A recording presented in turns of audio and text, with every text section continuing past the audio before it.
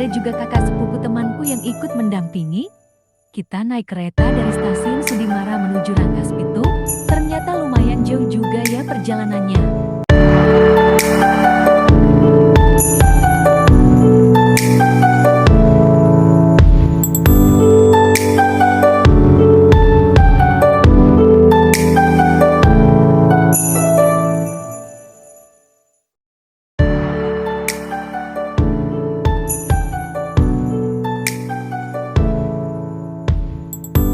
Sekarang aku udah sampai di Museum Multatulinya. Tadi dari stasiun kita perlu naik transportasi lagi untuk menuju ke museumnya. Karena kalau jalan memakan waktu 20 menit.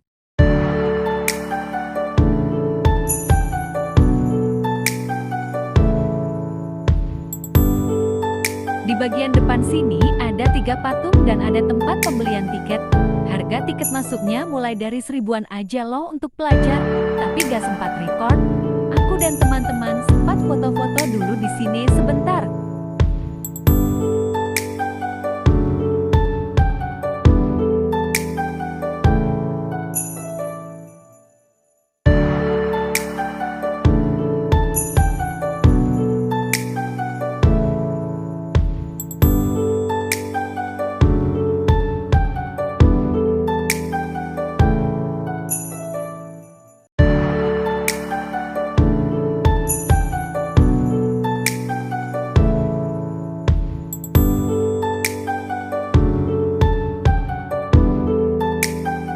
Setelah itu, kami mulai menelusuri bagian belakang museum dan disambut uang-uang lama sejarah Indonesia.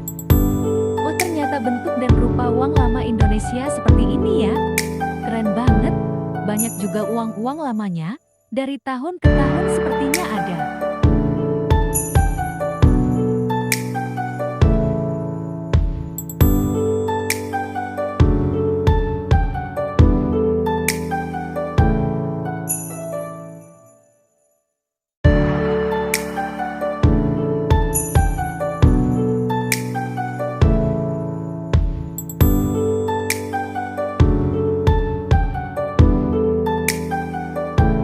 Kita lanjut ke ruangan sebelah. Di sini ada referensi wisata-wisata menarik di Banten. Terus, aku juga melihat deretan foto-foto yang bikin aku mikir, siapa aja ya mereka? Rapi banget cara mereka dipajang.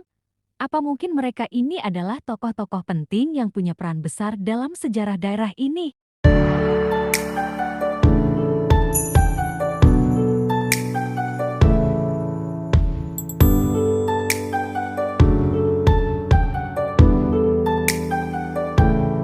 Ini aku sudah di dalam museumnya.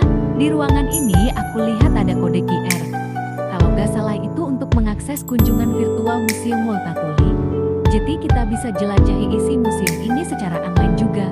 Menarik banget ya. Apalagi yang belum sempat datang ke sini. Di ruangan ini, aku melihat ada mozaik berwarna abu-abu. Kayaknya terbuat dari bahan akrilik. Dan meskipun nggak warna-warni, tampilannya tetap terlihat artistik dan elegan banget. Lalu di sebelahnya, ada miniatur kawasan Museum Multatuli. Di situ tergambarkan bagian-bagian penting seperti perpustakaan, kantor administrasi, legenda museum, dan patung-patung yang ada di area sekitarnya. Miniaturnya detail banget bikin kita lebih paham gimana bentuk keseluruhan dari kompleks museum ini.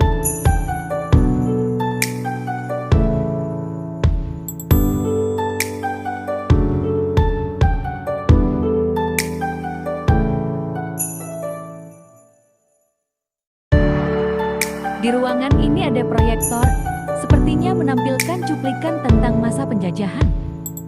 Gambarnya cukup menggugah, seolah mengajak kita membayangkan seperti apa kehidupan masyarakat saat itu. Kemudian aku melihat biji kopi dan miniatur kapal, dan penjelasan tentang kapal-kapal, mungkin menggambarkan aktivitas perdagangan zaman dulu. Di sekitarnya juga ada pajangan topi, rempah-rempah, peta Indonesia, alat yang mungkin digunakan untuk kuda, dan deretan foto-foto presiden serta pahlawan Indonesia.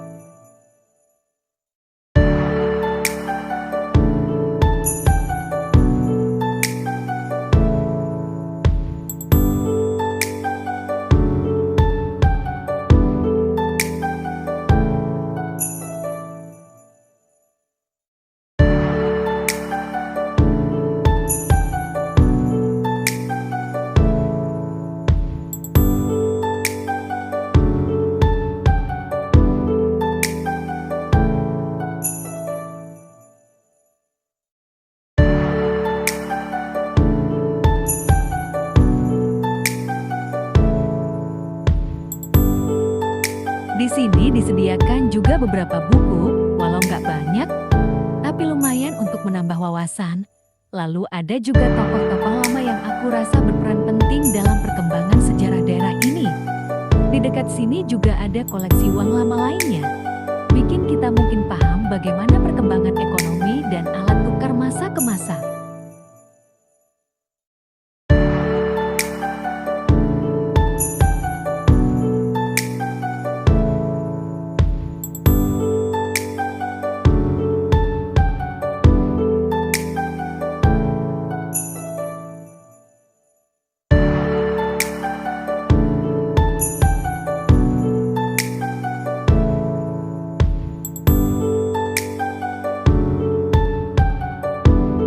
Sekitarnya ada pajangan barang-barang sejarah Indonesia zaman dulu, ada baju tradisional, dan batu. Oh iya, di tengah ruangan ini ada sebuah batu besar. Aku kurang tahu pasti itu batu apa, tapi sepertinya punya makna tersendiri dalam konteks museum ini.